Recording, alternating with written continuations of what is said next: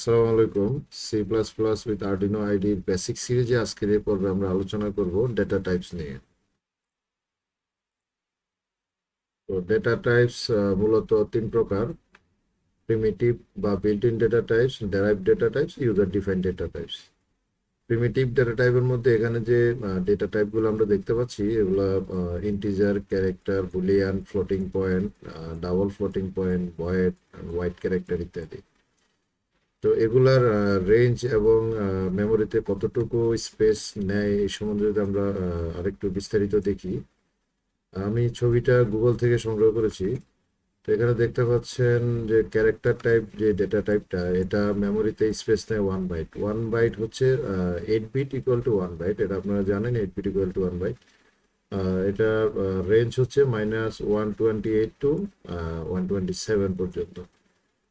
আচ্ছা, এই character data টাইপকে যখন আনসাইন মডিফায়ার দিয়ে ডিক্লেয়ার করা হয়, সেক্ষেত্রেও কিন্তু সে 1 বাইটই স্পেস নেয়। বাট তখন আনসাইন মডিফায়ার দিয়ে ডিক্লেয়ার করা হলে তখন আর নেগেটিভ ভ্যালু কিন্তু সাপোর্ট করে না।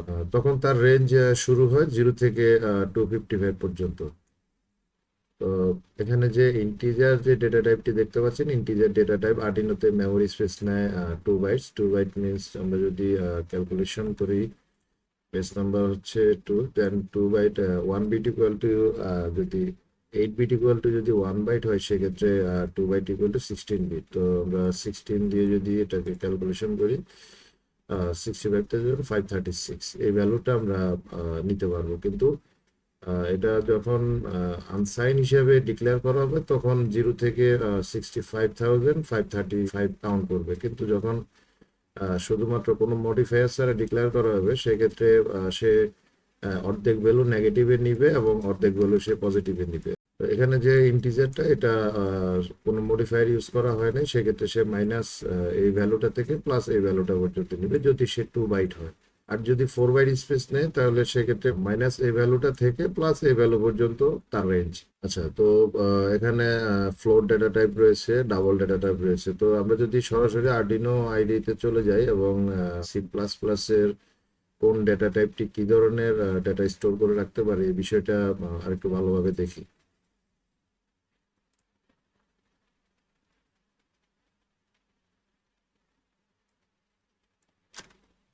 তো আমি চলে আসলাম আর্ডিনো আইডিতে। আমি এখানে কিছু ডেটা টাইপ নিব। আচ্ছা, আমি প্রথম যে ডেটা টাইপটি নিব এটা একটি integer data type.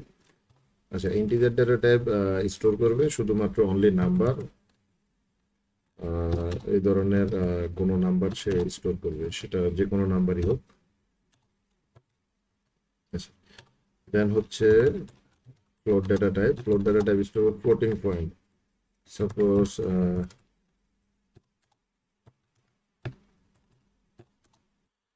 Float data টাইপে এই ধরনের ফ্লোটিং পয়েন্ট আকারে নাম্বার স্টোর করতে পারবে। দেন হচ্ছে double data type. Double data টাইপে স্টোর করতে পারবে ডাবল নাম্বার, যেমন এই ধরনের ডেটা সে স্টোর করতে পারবে। তো তারপরে আমাদের যে ডেটা টাইপটা এটি হচ্ছে ক্যারেক্টার। ক্যারেক্টার ডেটা টাইপের অনলি মাত্র একটি মাত্র ক্যারেক্টার সে স্টোর করতে পারবে, সেটা যে কোনো ক্যারেক্টারই হোক। ওকে, ক্যারেক্টারের পরে আমরা নিব হচ্ছে string data type. String data type সে যে কোনো ওয়ার্ড নিবে বা একটা লাইন নিবে, স্পেস সহ বা স্পেস ছাড়া।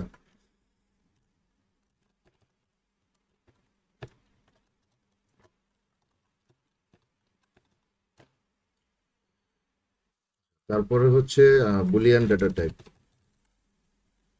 তো বুলিয়ান ডেটা টাইপটি নিবে, বুলিয়ান ডেটা টাইপে শুধুমাত্র একটি ভ্যালু রিটার্ন করে, এটা হয় ট্রু অথবা ফলস।